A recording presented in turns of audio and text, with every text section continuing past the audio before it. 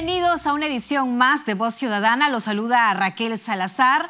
En esta oportunidad vamos a hablar sobre los asaltos en motos. Y es que a raíz de lo que ha ocurrido en el Jirón de la Unión, donde hubo una balacera que acabó con la vida de una humilde trabajadora de limpieza y dejó 5 heridos, el ministro del Interior, Carlos Basombrío, deslizó la posibilidad de presentar un proyecto de ley ante el Congreso para prohibir que 2 varones se desplacen en una moto lineal. ¿Por qué?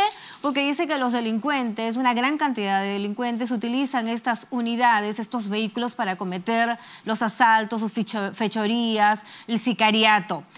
Algunos señalan que esta medida, bueno, un sector de la ciudadanía considera, bueno, que es correcto, pero hay otro sector, la Asociación de Moteros, que considera que no, que esto es absurdo. Pero para hablar de este tema polémico, hoy nos acompaña en Voz Ciudadana, por cierto, el abogado Cristian Ladrón de Guevara Boza, vocero de la Comisión Legal de la Hermandad Motera Peruana, que le damos la bienvenida, y también el experto en seguridad vial, el señor Luis Quispecandia, director de la ONG Luz Ámbar. También, por cierto, le agradecemos por estar aquí ambos en Voz Ciudadana. Tenemos que hacer un breve corte y empezamos con el desarrollo de las entrevistas.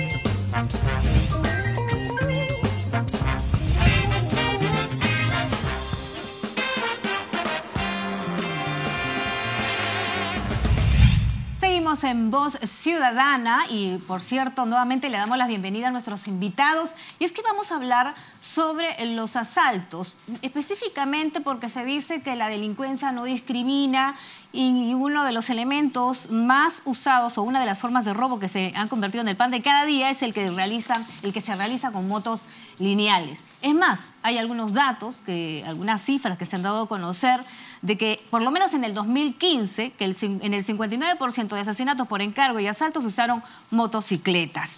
Pero, por cierto, como le hemos señalado, el ministro del Interior ha deslizado la posibilidad de que se envíe un proyecto de ley al Congreso para prohibir que 2 varones se desplacen en una moto. ¿Por qué? Porque dice que los asaltantes utilizan estos vehículos con mucha facilidad para ingresar o salir luego de cometer una fechoría. Así se puede intervenir a cualquier sospechoso y pedir su DNI. ¿Esto es necesario? Vamos a pensar, si me permite, doctor, con el señor Luis Quispecandia de la ONG Luz Ámbar. Lo escuchamos. Bueno, efectivamente el problema de la inseguridad ciudadana en parte radica en la utilización de estos vehículos menores de 2 ruedas, llamadas motos lineales, comúnmente. Lo primero que habría que hacer es ver del parque automotor, que según las referencias de la Asociación Automotriz son 2 millones de vehículos, ¿cuántos de estos usuarios están al margen de la ley? Probablemente es el mínimo, no sé si el 5%, el 3% o el 0. Algo más por ciento. Lo cierto es que es mínimo. Una medida como la anunciada por el ministro del Interior, que por más buena intención tenga, porque evidentemente su sector es quien se siente afectado por estos hechos, habría que ser un poco más pragmático si esa medida podría tener o no resultado y cuáles van a ser los efectos colaterales que van a tener esta medida. El ministro llegó a decir que podría ser temporal y solamente en las ciudades donde se cometen asaltos como en Lima, ¿no? Aún así, creo que con medida temporal podría ensayarse como cualquier otra medida, pero recordemos que sigue siendo una medida paliativa, o sea, no es una solución de fondo. Lo que creemos que el Estado debe buscar, porque es un tema de seguridad ciudadana, no es un tema de seguridad vial, el Estado tiene que procurar garantizar a la ciudadanía dándole seguridad. No solamente viendo la intervención de los vehículos menores, los vehículos de 2 ruedas, las motos de 2 ruedas, sino también en otras modalidades. Exactamente podemos hablar de los vehículos con lunas polarizadas, que es utilizado por asaltantes, por marcas, por los delincuentes. Entonces creo que debería empezar a erradicarse el uso de los vehículos polarizados para personas naturales, particulares. Debería ser de uso exclusivo para funcionarios públicos y las altas autoridades y diplomáticos. Y nada más. El resto del ciudadano no tiene por qué esconderse detrás de una luna oscurecida. En países como Colombia se ha aplicado, hasta hace un año he visto un reportaje, en 8 ciudades de Colombia se adoptan medidas como que le ha anunciado el ministro del Interior, ¿no? Que se prohíba a 2 pasajeros en una moto, aunque también allá generó polémica y un problema porque, como en Perú, en Colombia muchos se desplazan en moto para trasladar a sus familiares, a sus amigos, a su centro de trabajo, a sus centros de estudio. Pero también hay preocupación en Colombia porque a medida que aumenta el uso de las motos, también aumenta la delincuencia. ¿Tendría relación? Puede tener relación. Creo que, Raquel, lo más importante es, efectivamente, en el mundo crece el número del uso de las motos. En nuestro país está creciendo cada vez más. En Brasil, en otros países, es mucho más... Es más frecuente. Es más frecuente porque es más versátil. Se pueden desplazar más rápido, hacen los encargos. Hoy en día el servicio de delivery en todos los servicios existe, de modo que es muy fácil que se use estos vehículos. Pero en Colombia, por ejemplo, efectivamente no es en todas las ciudades. El efecto no ha sido 100% saludable.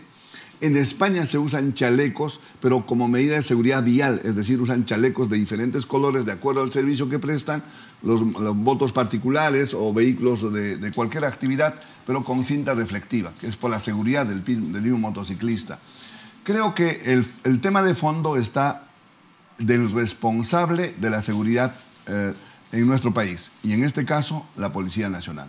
Es importante subrayar que la Policía Nacional tiene que tomar el rol protagónico para intervenir sin necesidad de nada. Pueden ser 2, pueden ser 1. Cualquier moto que se acerque a un policía debe ser intervenido. Debe ser intervenido. Entonces, y no deben oponerse. Sin nada, sin ninguna oposición. Cualquier moto que se acerque a un policía debe ser intervenido y de esa forma puede disminuirse naturalmente estos hechos. Doctor, el ladrón de Guevara Bosa, por cierto, de la Hermandad de Motera Peruana, ¿qué le parece esta posibilidad que ha deslizado o ha anunciado el ministro del Interior? Aunque hay que señalar que luego no ha hecho más precisiones, no se ha vuelto a escuchar hablar sobre el tema, no hay nada concreto, pero ¿qué le parece esta posibilidad? ¿Ayudaría a combatir la inseguridad, los asaltos, el sicariato? Hola, bueno, me parece que es una medida bastante poco pragmática, como lo dijo el señor Quispe Candia, porque no reviste de una practicidad que pueda solucionar en sí el tema que vive la delincuencia en el país. A 1 año y medio del gobierno no creo que estemos para globos de ensayo, y este en sí es un globo de ensayo. Es una medida que propuso el ministro Basombrío porque efectivamente hubo un asalto bastante llamativo, bastante visual en motocicletas, pero ese tipo de acciones ante una noticia que venga así no solucionan. Si bien es cierto lo que dicen, que en Colombia se ha aplicado en algunas ciudades, vayamos a los resultados, si realmente ha combatido la delincuencia o no ha combatido la delincuencia. ¿Combatió? No. Así como el chaleco, durante 8 años ha estado vigente el chaleco, el uso de chaleco con la placa, con el casco que digan el número de placa que debe de coincidir con el número de moto. ¿Tampoco dio resultados? No dio resultados. ¿Por qué? El ministro de Transportes y Comunicaciones de Colombia ya desestimó la normatividad esta después de 8 años, porque si bien es cierto habían cámaras de seguridad donde se registraba el asalto y se escapaba un motociclista con un chaleco, con un número en la espalda, en el casco y en la motocicleta, cuando revisaban y cuando tenían que ir a la fiscalía, determinaban que ese chaleco no correspondía a la moto. Lo que significa que el delincuente es delincuente. Si el delincuente sale a robar, no va a salir con un chaleco que sea de su propiedad. No va a salir con un DNI inmenso en la espalda diciendo yo voy a asaltar. Y me identifico. Entonces, ¿qué hacía la fiscalía? No puede determinar si la persona que estaba ahí primero es el que había asaltado. Podían clonar chalecos. El delincuente va a hacer todo lo posible para no escapar. Y en el caso de que se prohíba temporalmente el que 2 varones se desplacen en una moto. Va a traer algunos problemas, yo creo que muchos problemas. Por ejemplo, respecto a que el país es un país que está viviendo actualmente un caos vehicular totalmente en todo el país. Hay un proyecto de ley que lo presentó el congresista Clayton Galván, él es de Pasco. El 60% de los de Pasco utilizan vehículos donde están el esposo, la esposa, motos lineales, por todo Pasco, Oxapampa y todo eso. Aún él, cuando ha conversado con nosotros, se ha dado cuenta poco a poco que no es aplicable una norma de este tipo. Nosotros consideramos de parte de los motociclistas asociados, el grupo de motos al cual pertenezco, que nosotros no estamos en contra de que se apliquen normas que vayan a ayudar a la seguridad ciudadana, porque nosotros no somos afectos también. Nos asaltan en moto, nos asaltan en carro, nos roban los celulares. No podemos ser ajenos a la problemática de esto. Tenemos que ser parte de la solución. Además, yo supongo que el que es delincuente, el que es sicario, no necesariamente puede ir acompañado, puede ir solo también, ¿no? Efectivamente, puede ir solo o puede robar y a las 2 cuadras bajar al tipo que está ahí. Lo que tiene que hacer la policía, y coincido totalmente con el señor Quispecandia, es accionar. Está dentro de sus facultades. Él ve una moto sospechosa, con una mochila, 2 tipos ahí, o un varón, una mujer, o lo que fuera. Señor, pare a ver sus documentos. Y no tienen por qué oponerse.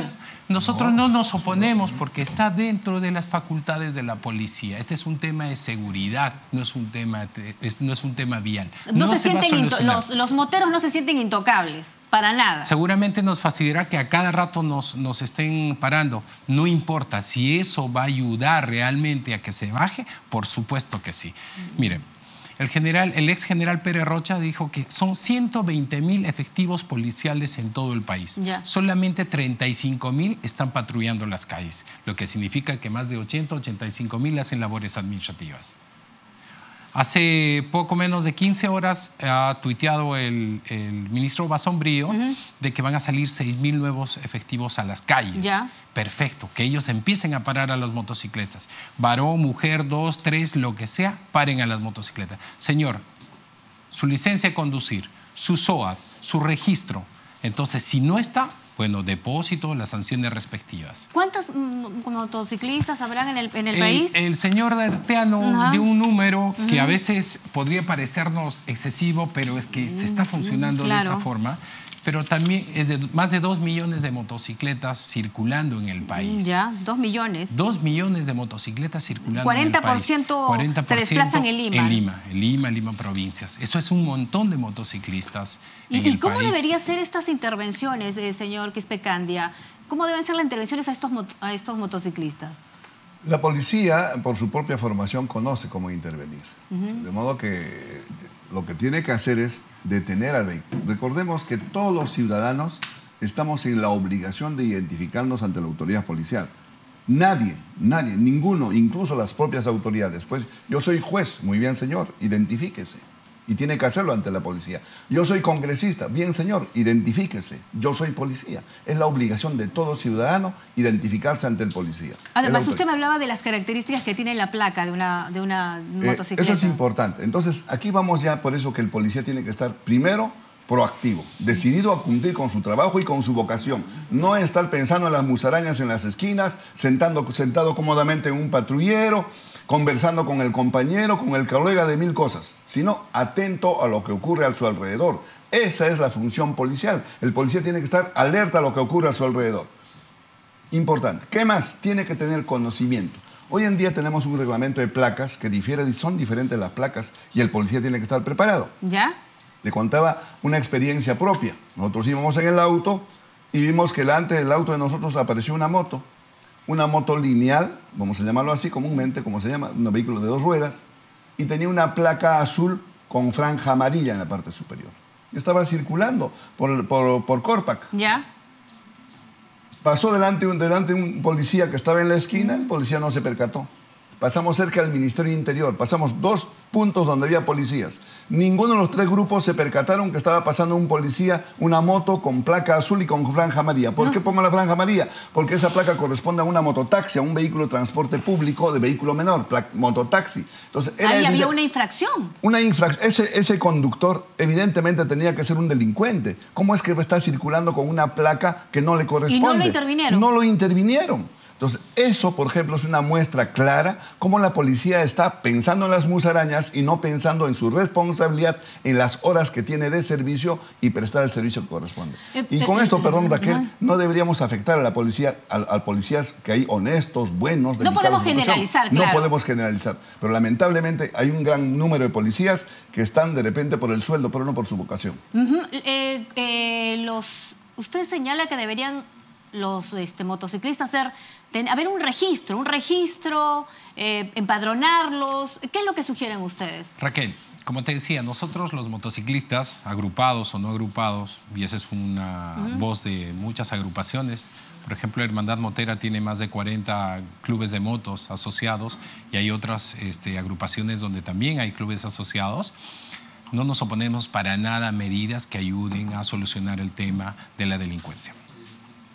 Pero también tenemos que traer propuestas de soluciones. Y nosotros tenemos ahorita 5 propuestas de soluciones. Entonces, las propuestas lo vamos a hablar luego de la pausa. Perfecto. Pero lo cierto es que sí, es muy obviamente racional lo que ustedes están comentando en estos momentos, tiene sentido, pero como comprenderán, cuando vemos los asaltos y los que hemos sido víctimas de asaltos cometidos por delincuentes en motos, ya nos asustamos y tenemos miedo. Incluso cuando nos desplazamos y vemos un grupo en moto, nosotros nos hacemos a un lado, les tenemos miedo, ya se han hecho mala fama algunos motociclistas, apenas los vemos, incluso estamos en nuestro carro, escondemos la cartera porque inmediatamente los relacionamos con la delincuencia. Entonces hay un sector de la ciudadanía que dice, sí, aunque sea temporal, medidas drásticas y radicales, mediáticas, que a lo mejor pueden tener un impacto en la delincuencia, no lo sabemos. ¿Qué le respondemos a ellos? Vamos a conversar luego de la pausa y también vamos a escuchar la opinión del público en la calle. ¿Qué opina sobre esto? ¿Qué opina sobre la posibilidad de que se aplique esta medida? Aunque todavía no hay nada concreto, hay que precisar. ¿Qué opina la gente? Luego de ello, ya regresamos con el programa.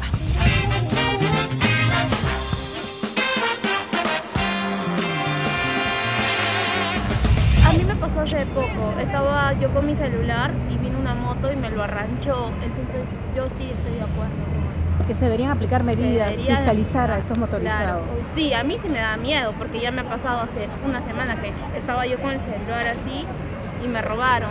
Y no solamente vinieron con armas y me robaron a mí, a mi compañera, saliendo de la universidad. Entonces no hay seguridad, no hay seguridad. Yo creo que eso no va a remediar ni revertir ninguna situación y va a ser, por otro lado, una medida que de alguna manera puede calmar la alarma que ya existe en la población, pero no efectiva en sí misma. Creo que debemos indagar en otros mecanismos para poder solucionarlo. Bien, en verdad estoy en contra de la propuesta porque no permite el libre desarrollo de las personas. Creo que el Estado debería promover más el uso de este tipo de vehículo, que es las motos, porque así alivian mucho más el tráfico y en verdad, por otro lado, no es una forma de reducir la inseguridad ciudadana. Me parece una buena idea, pero que no solamente debe ser para 2 personas varones, sino que debería ser para 2 personas cualquiera, porque una mujer también puede ser experimentada en robar o en hacer cualquiera de esas fechorías que pueden hacer en moto.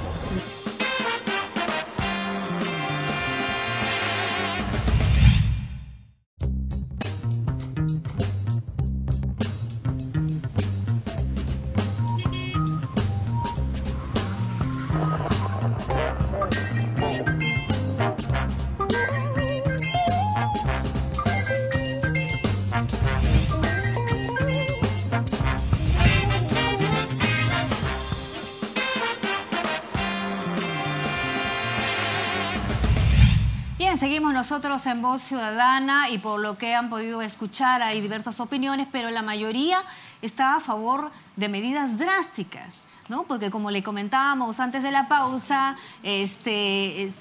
algunos motociclistas lamentablemente se han generado mala fama, lo relacionan las motos con la delincuencia. Si van a dar resultado o no, bueno, en Colombia parece que no ha dado muchos resultados, ya lo han dicho los especialistas, pero hay una percepción de la ciudadanía, doctor Ladrón de Guevara Bosa. Sí, existe una percepción de la ciudadanía que los motociclistas estamos al margen de la ley. Exacto. Y es lamentable porque no se puede generalizar, seguramente pasa eso, pues se ve un tema de accidentes, se ve un tema de que los motociclistas pasan por las veredas totalmente al margen de la ley, se atraviesan entre los carros, cosas así. Nosotros no estamos a favor de que pase eso. Es más, nosotros estamos en contra de que nuestros asociados empiecen a hacer eso, de que empiecen a hacer carreras de motos ilegales, que la policía sabe dónde se hacen, le hacen los jueves en tales rutas, pero nunca va y nunca interviene. Hay carreras ilegales. Hay carreras ilegales, así como hay carreras ilegales de autos, hay carreras ilegales de motos. Los jueves en la Costa Verde hay carreras ilegales. ¿Y la policía está al tanto? La policía sabe, la policía pasa, no dice nada. Intervengan, pues, seguro que en la señores. madrugada. Seguramente en la madrugada. Intervengan, señores. ¿Ya? Nosotros como agrupación tenemos algunas propuestas que están relacionadas a mejorar o a unificar un sistema de conocimiento respecto a las motos en el país. Por ejemplo, no existe en el país un registro único de motos. No hay. ¿Qué significa? Que el señor que tiene una moto tenga que tener inscrita en registros públicos o en la municipalidad o lo que fuera, y que ésta puede estar interconectada con el Ministerio del Interior, con la SUNAR y con otras entidades que pueden velar de que esa motocicleta no es robada, ha sido inscrita, ha ingresado por tal lugar, paga sus impuestos, qué sé yo. Imagínense, si hay más de 2 millones de motocicletas en el país y que exista un registro único y que lo haga el Ministerio del Interior, que lo haga el señor Basombrío, que todas las comisarías sirvan en una especie de jubileo por 3 o por 6 meses para que todos los motociclistas inscriban su motocicleta ahí. Después de 6 meses, motociclista que lo capture y no está inscrito al depósito hasta que lo inscriba y pague la respectiva multa o lo que sea. Usted tiene una propuesta concreta. Es una propuesta concreta. ¿Se presentó al Ministerio de Transportes? Recién. Ese es otro problema, que esa debería ser otra propuesta. Hasta este momento se han dado proyectos de ley, se han dado iniciativas, hay alguna propuesta del ministro del Interior. Nos ha llamado a los intervinientes, nos ha llamado a los clubes de motos. ¿No los ha llamado? Jamás.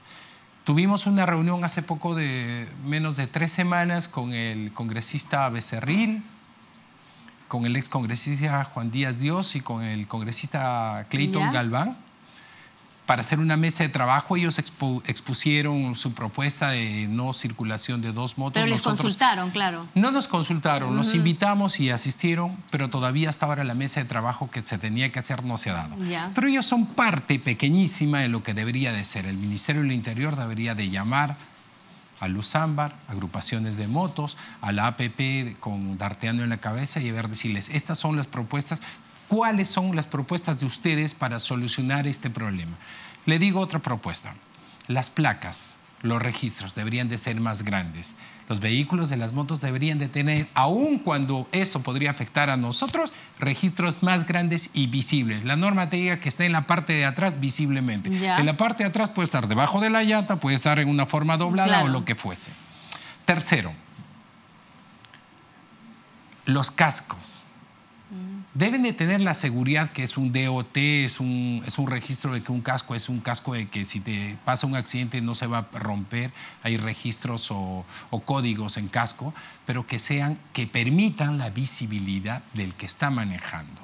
Es decir, que no sean imagínense oscuras, polarizadas. Imagínense esa propuesta de nosotros los motociclistas para contrarrestar esto, y lo estamos dando. Queremos que los cascos, y eso debería de ser, que no tengan lunas polarizadas o lunas espejo, que el que se pueda ver desde afuera quién está manejando. Hay cascos que reúnen las características tipo gaviota o integrales, pero que tengan la luna grande y blanca. Que se pueda ver al rostro del conductor. ¿Okay? Otra propuesta. Esa es una propuesta.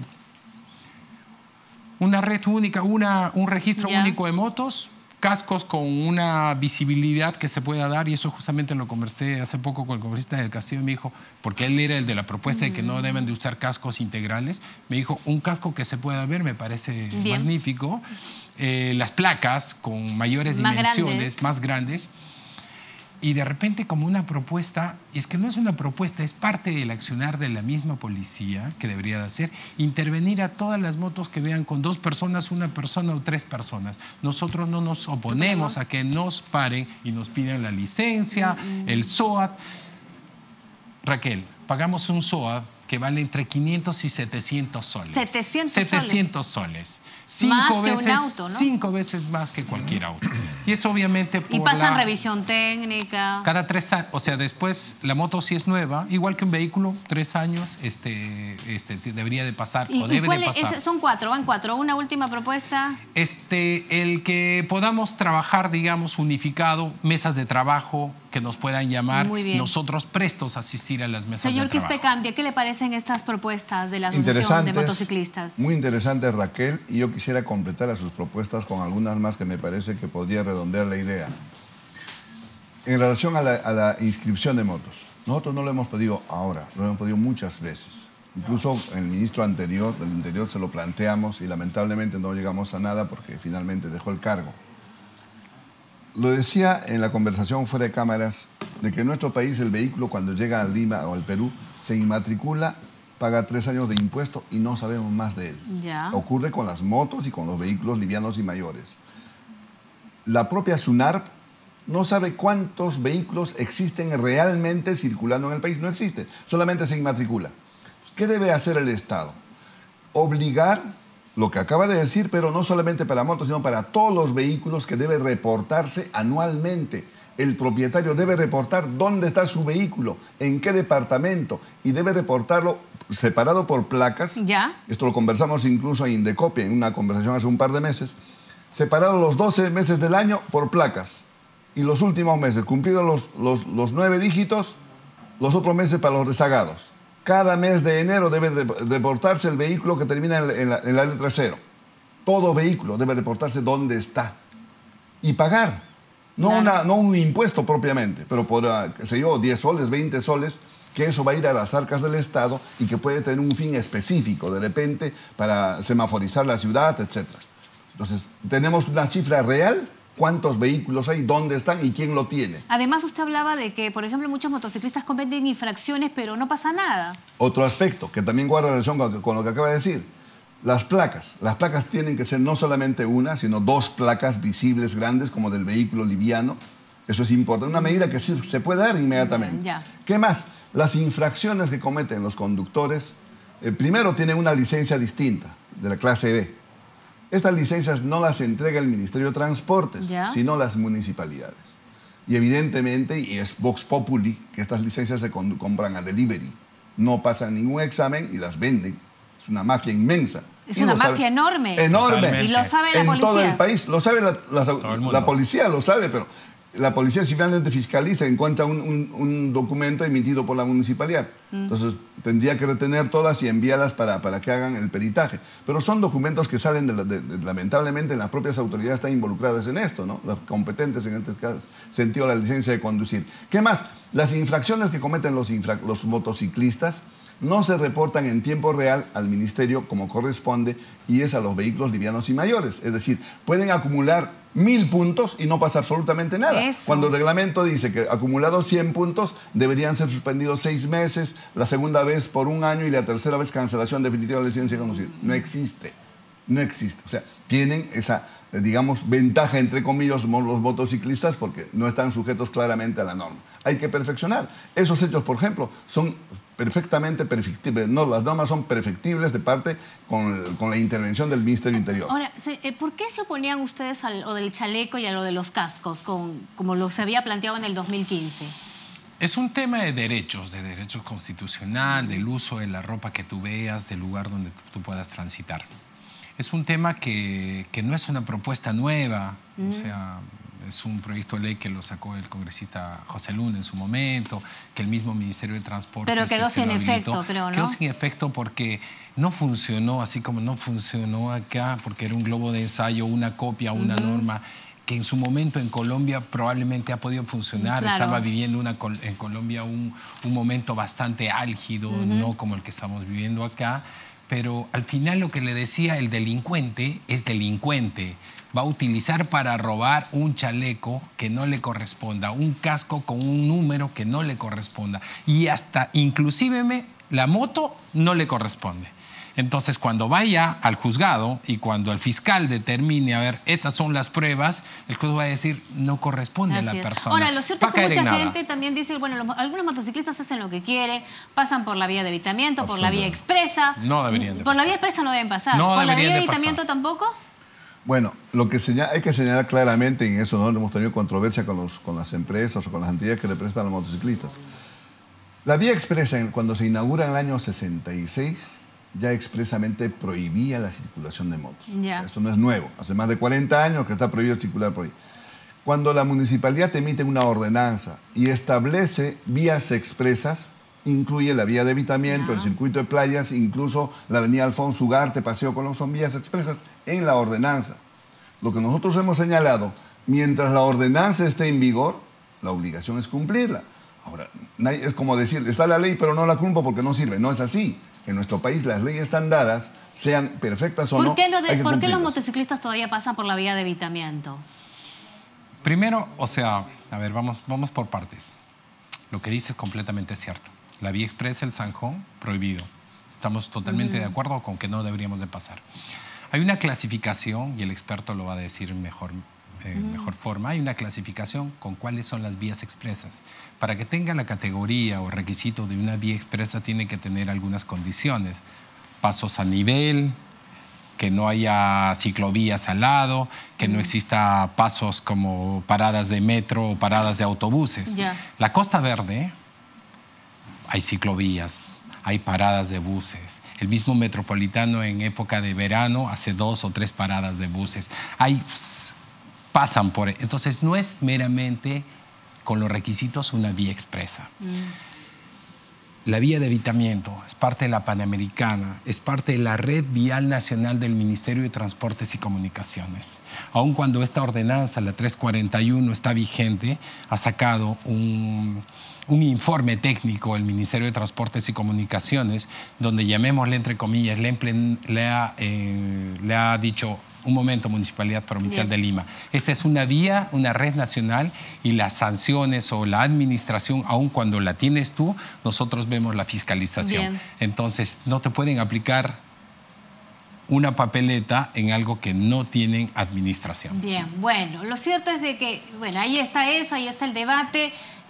Lo que ha quedado claro es que los motociclistas están de acuerdo con las medidas de seguridad, que se los intervenga, que la policía los intervenga cuando vean, los vean algún sospechoso o en movimientos sospechosos, porque se trata justamente, forma parte de la seguridad ciudadana, así como usted mismo señala, si se interviene un vehículo sospechoso de lunas polarizadas, hay que intervenirlo, ¿no? Porque pueden ahí tratarse de delincuentes que se están desplazando en una camioneta, en un vehículo, aunque mayormente se expresan en autos, ¿no? Ya sabemos incluso qué marcas son las favoritas de los delincuentes. Alta cilindrada, claro. Y como usted dice, que se deben promover conversaciones, mesas de sugerencias, mesas de trabajo. A los expertos, a las agrupaciones. Que el Ministerio del Interior los convoque y escucha, llame al señor Quispe Cambia, es un experto, y también aquí al abogado que sabe del tema. Sí, brevemente, solamente para invocar a los motociclistas que ellos tienen las mismas obligaciones y derechos en uso de la vía.